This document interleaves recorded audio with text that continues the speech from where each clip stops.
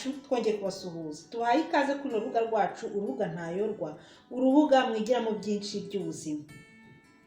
Nkuko nabibabwiye ubushize, ngewe nitwa Céline Uwera, nkaba mbahaye ikaze kuri urubuga rwacu ntayorwa, urubuga mwigiramo byinshi by'ubuzima, ariko cyane cyane tukibanda ku bantu bakeneye ubufasha bwacu bwa buri munsi, abakuru, abasheshe akanguhe, abana batoya ndetse n'abamugaye, abarwayi n'abandi bose bakeneye ubufasha bwacu bwa buri munsi.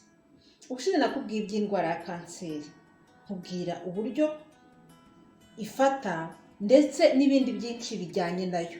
Abatarabashije gukurikira kino kiganiro bareba ku rubuga rwacu, basanga icyo kiganiro kibaha amakuru menshi kuri ino ndwara. Uyu munsi rero nanone ndagarutse, nanone nje kuganiriza ku ndwara ya kanseri, ariko by'umwihariko nkakubwira ibijyanye n'imirire, ibyo wakwirinda ndetse n'ibyo wakwibandaho kugira ngo uhashye izino ndwara. Ibyo nje kukubwira ntabwo ari bishyashya, ariko biba byiza bigiye bisubiramo. Ni ngombwa yuko umuntu arya kenshi imbuto n'imboga, kuko byose bituzanira za vitamine, harimo vitamine C, vitamine D, za antioxidants, fibre, za zinc n'ibindi byose umubiri wacu ukeneye. Harimo kandi na acide folique na za antioxidants. Ibyo byose bikagenda bikubaka umuntu akagira ubwirinzi ku buryo umubiri we utamungwa ku buryo bworoshye. Buriya umubiri wacu uhangana buri munsi n'ibiwutera byinshi, ariko iyo wawubatse ibyo ngibyo bibasha gutsindwa. Ni ngombwa rero ko tuwubaka, ni ngombwa rero ko tuwuha imbaraga kugira ngo ukomeze kugira ubuzima buzira umuze. Reka mpere ku byo umuntu yakwibandaho mu mirire ye ya buri munsi. Ni ngombwa yuko umuntu arya imbuto. Mu mbuto rero batugira inama muri urwo rwego harimo nk'inanasi, za pome. Pome yego ntabwo zera cyane mu Rwanda, ariko hari ahantu hagiye hakoreshwa igerageza basanga bishoboka. Ariko uretse nuko zahingwa, ariko hari n'izituruka hanze ku buryo umuntu ashobora kuzibona nubwo igiciro cyazo cyaba kiri hejuru.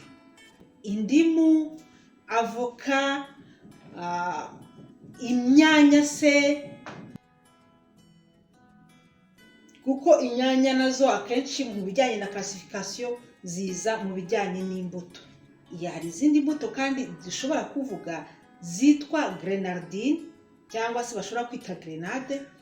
Izi ngizi zikaba zifasha cyane mu kurinda umuntu, cyane cyane abagabo, ku bijyanye n'indwara ya kanseri ya prostate. Imbuto rero ni nyinshi kandi batugira inama y'uko umuntu yagerageza kuzihinduranya. Bavuga 5 fruits 5 légumes ku munsi, ni ukuvuga imbuto 5, imboga 5 ku munsi. Umuntu akabigerageza kandi bikaba umuco wa buri gihe, bigahoraho, kuko umubiri wacu udafite ubushobozi bwo kubika izo vitamine ziva mu mbuto cyangwa ziva mu mboga. Ni ngombwa rero ko bigira akamenyero mu mirire, mu gutegura amafunguro ukabyitaho.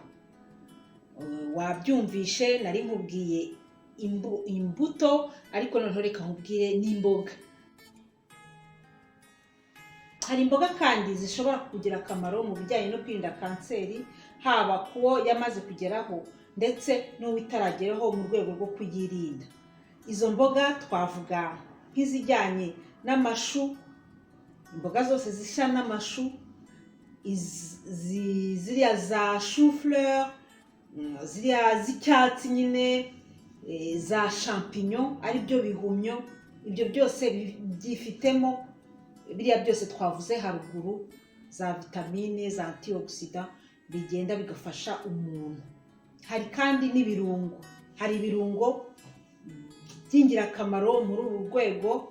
Hari nk'ikirungo cya tangawizi aricyo bita gingembre, hari ibitunguru za ayi cyangwa ibitunguru bisanzwe byaba iby'umweru cyangwa iby'umutuku, biriya byose ni ingenzi. Hari curcuma, ni ikirungo gisa n'umuhondo, abantu benshi barakizi, bagiteka mu biryo byinshi bitandukanye kuko hari ibihugu bigifata ndetse n'umuti. Hari kandi na poivre noire, ibyo ni ibirungo ushobora kubona mu masoko atandukanye. Mu bijyanye n'inyama nabyo ni ibintu byo kwitaho, wenda turaza kubigarukaho mu bintu bibujijwe, mu bintu byo kwirinda, ariko wakwibanda ku nyama z'umweru, harimo nka za dendo, inkoko se, biriya byose biguruka, amafi, ari yaba za sardine zo mu dukopo cyangwa ababasha kugura za sardine amasoko ushobora gukuramo za sardine zivuye mu mazi, ibyo byose byagufasha. Hari kandi n'ibyayi bitandukanye, harimo nka teveri murayizi, ikunda kugirwa inama ko isukura umubiri wacu, ariko ntimwibagirwe na cya cyayi cya mukaru, dore ko ari nacyo cyayi gihendutse umuntu ashobora kubona ku buryo bworoshye. Kiriya nacyo gifasha umubiri wacu cyane cyane, kigafasha abagore mu kwirinda iriya kanseri y'amabere.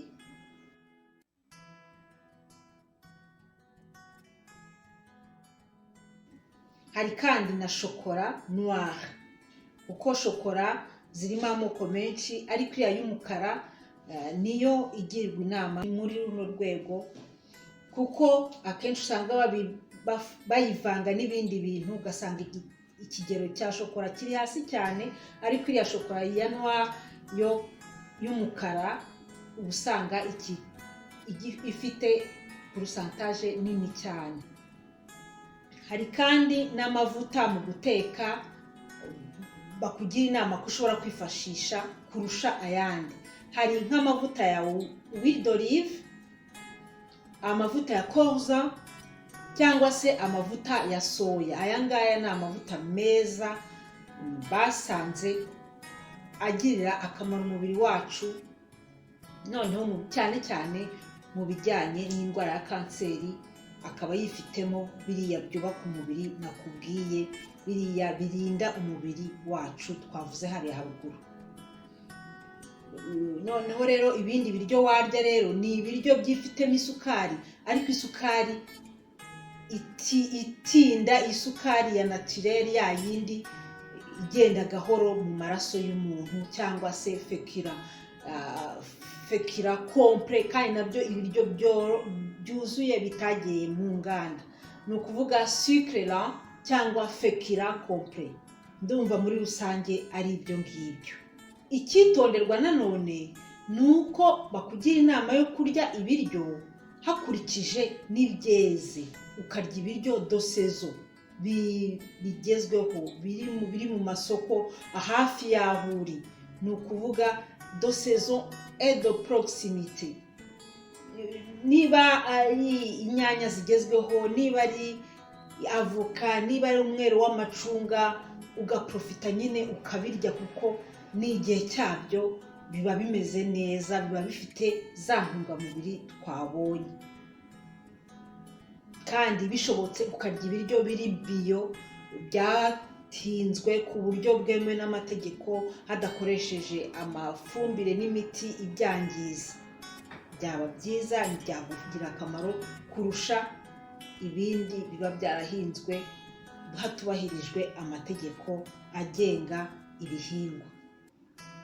Ndumva muri rusange ari ibyo ngibyo, ukabyitaho haba mu gutegura amafunguro ndetse no kumugahaha. Noneho n'imirire ya buri munsi ukabizirikana. Muri rusange rero ni ibyo ngibyo maze kukugezaho rero ibyo ugomba kwibandaho.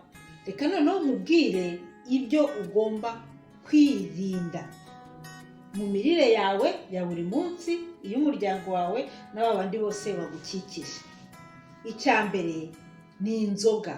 Inzoga ntabwo ari nziza ku mubiri w'umuntu, ni ikintu ugomba kugendera kure kuko kikuzanira ibibazo mu buzima. Bavuga yuko nubwo umubiri w'umuntu ukeneye alcohol, ariko ntabwo ari byiza kuyigira akamenyero kuko hari n'ibiryo byinshi wakuramo alcohol atari ukunywa inzoga za buri gihe.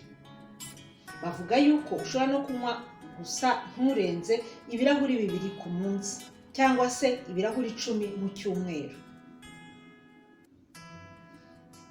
Mu bibujijwe nanone harimo itabi. Wibuke ko itabi riza mu bitera kanseri bya mbere bishyirwa ku mwanya wa mbere.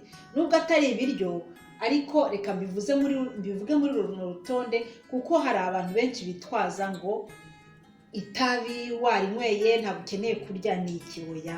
Itabi ryangiza umuntu, ryinjira mu mubiri w'umuntu, ntabwo ari ryiza. Reka nkubwire nanone ibindi, harimo umunyu twongera mu biryo, umunyu dushobora kubitekana, umunyu ntago ari mwiza. Hari kandi n'isukari. Isukari ikundwa n'abantu benshi, yongerwa mu gikoma, yongerwa mu cyayi, iribwa mu bindi biryo bitandukanye, amadeseri atandukanye. Ni ukubizirikana nturenze urugero. Byanagushobokera ukayigabanya ndetse ukanayihagarika burundu, cyane cyane abantu bamaze gukura kuko baba bafite risike zo kurwara indwara nyinshi, harimo iyi ya kanseri ndetse na diyabete.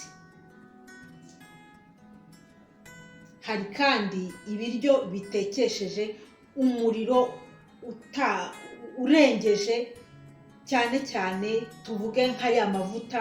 Ugasanga umuntu yakaranze amavuta ahubwo arimo arazanamo umwotsi. Ariya mavuta rero ntabwo ari meza kuko urangiza ukayavanga n'ibiryo byawe, ahubwo ugasanga birayangije. Ntabwo ari meza rero ariya mavuta warengeje urugero.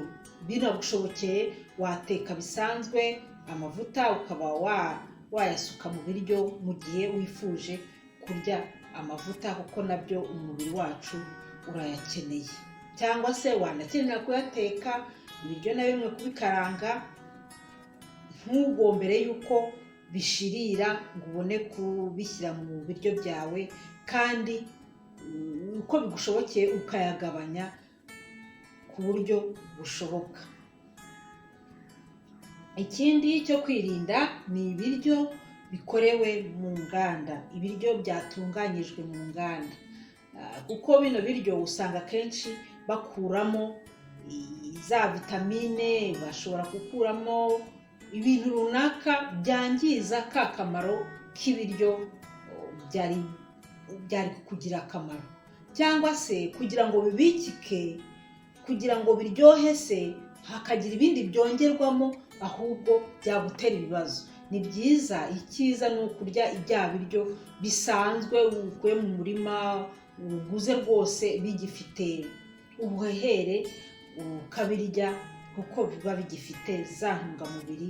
Byanagushobokera bikaba ari ibiryo nk'uko nabivuze bya bio kandi de saison et de proximité. Ni ukuvuga bya biryo byahinzwe hakurikijwe amategeko, hakurikijwe amabwiriza, kandi bijyanye n'igihe kigezweho, ndetse bya biryo biri hafi yawe, byeze mu gace utuyemo. Si ngombwa kugenda za kilometero cyangwa byinshi ugiye kureba ibiryo, ahubwo wareba aho ngaho uri.